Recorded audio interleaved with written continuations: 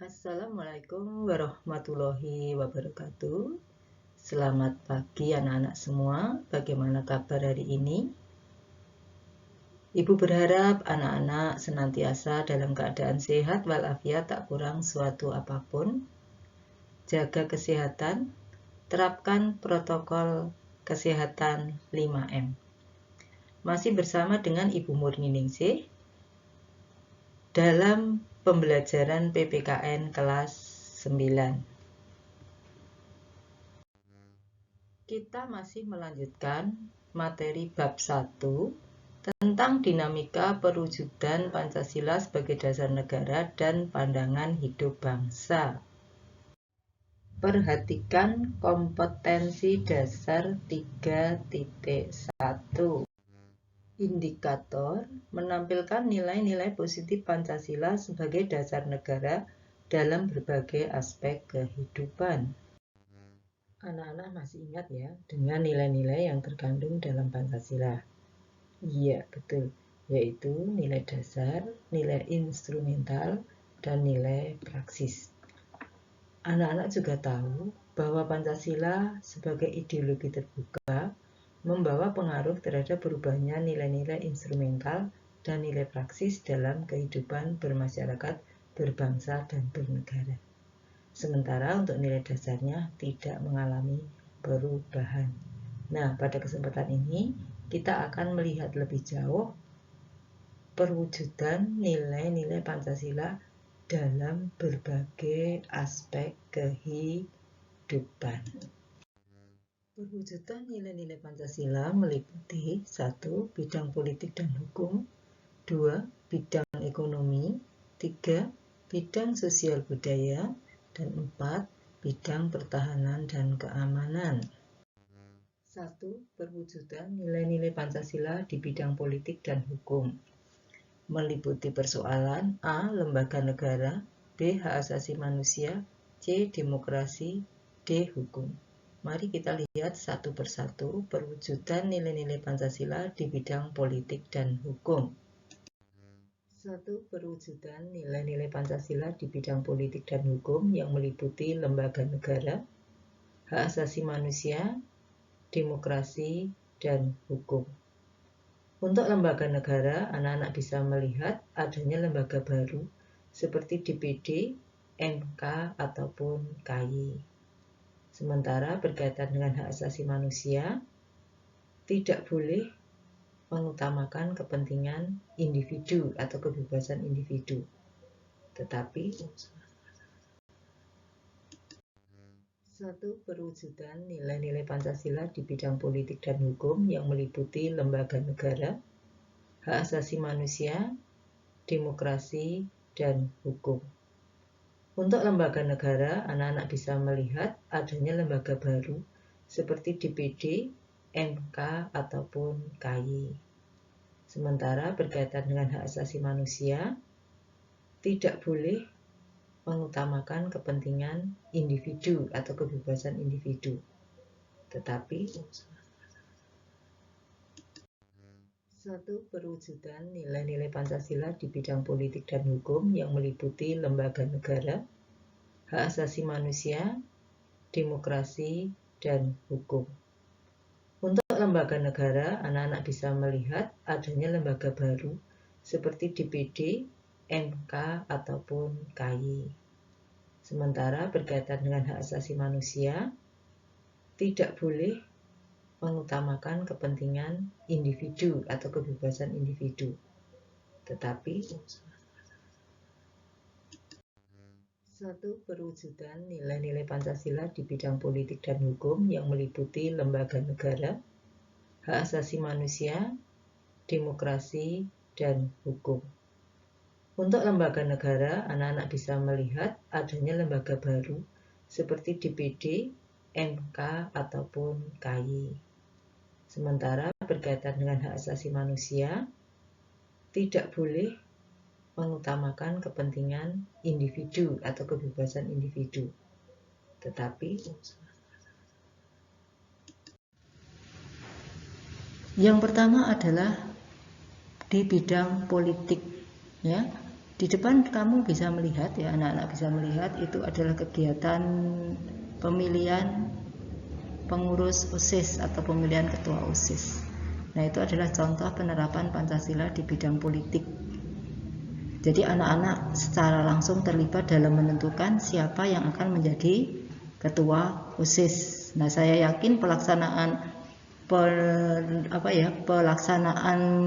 penentuan ketua OSIS di SMP 3 Turi juga dilaksanakan secara demokratis ya, sama dengan yang dilaksanakan di dalam pemerintahan desa, atau mungkin yang paling rendah yaitu di tingkat pedukuhan sampai di tingkat pusat ya, menggunakan asas langsung, umum, bebas, dan rahasia.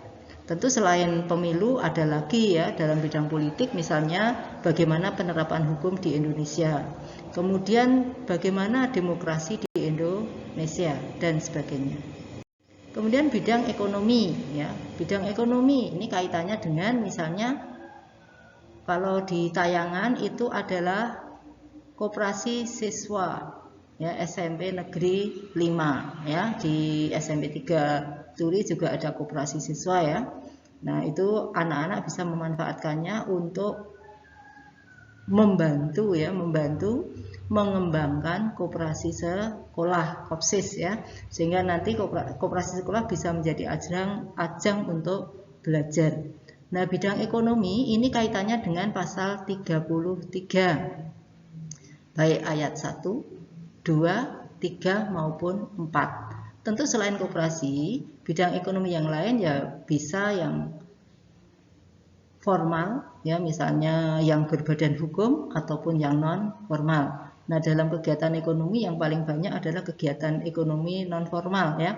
Misalnya di sekitar kita banyak warung-warung kecil atau mungkin angkringan atau mungkin tukang bakso keliling ya. Nah, itu termasuk penerapan Pancasila di bidang ekonomi ya. Untuk apa? Tujuannya meningkatkan kesejahteraan masyarakat ya. Kalau misalnya masyarakat beraktivitas, maka roda ekonomi akan bisa bergerak sehingga efeknya adalah membantu negara. Perwujudan nilai-nilai Pancasila dalam bidang sosial budaya. Seperti kita ketahui bahwa tujuan pembangunan nasional adalah mewujudkan masyarakat adil dan makmur berdasarkan Pancasila. Anak-anak bisa melihat bagaimanakah perkembangan pembangunan di era sekarang. Banyak jalan tol dibangun. Itu merupakan hasil budidaya ya, hasil budidaya manusia, hasil pemikiran manusia. Artinya, masyarakat atau manusia akan mengalami perubahan sosial dan budaya. Nah, tetapi kita harus sadar bahwa perubahan itu tetap harus sesuai dengan nilai-nilai sosial dan budaya masyarakat. Artinya haruslah dikembangkan sesuai dengan nilai-nilai Pancasila. Untuk mewujudkan masyarakat adil dan makmur, salah satu upaya yang dilakukan adalah di bidang pangan. Maka kemudian muncullah teknologi pertanian seperti yang ada di gambar. Nah, kemudian di dalam masyarakat yang telah berkembang nilai-nilai sosial yang merupakan warisan leluhur. Misalnya ada gotong royong, ada musyawarah, ada pula kekeluargaan.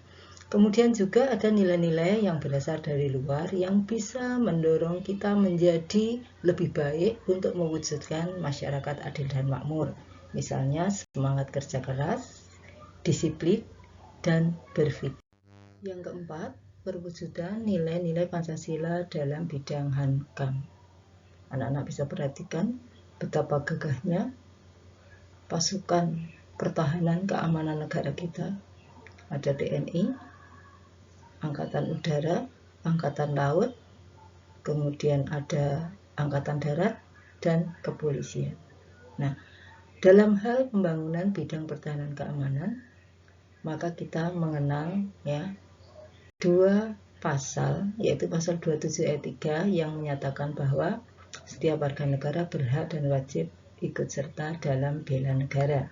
Kemudian pasal 30 ayat 1 yaitu hak dan kewajiban warga negara untuk ikut serta dalam usaha pertahanan dan keamanan negara. Artinya, meskipun tugas pokok pertahanan dan keamanan itu ada di tangan TNI dan Polri, tapi kita sebagai warga negara yang cinta kepada tanah air, maka punya kewajiban ikut membela, mempertahankan negara kesatuan Republik Indonesia. Ingat, sadumuk bathuk sanyari bumi dilakoni nganti mati. NKRI harga mati. Di bawah ini diberikan contoh bentuk partisipasi rakyat dalam bela negara.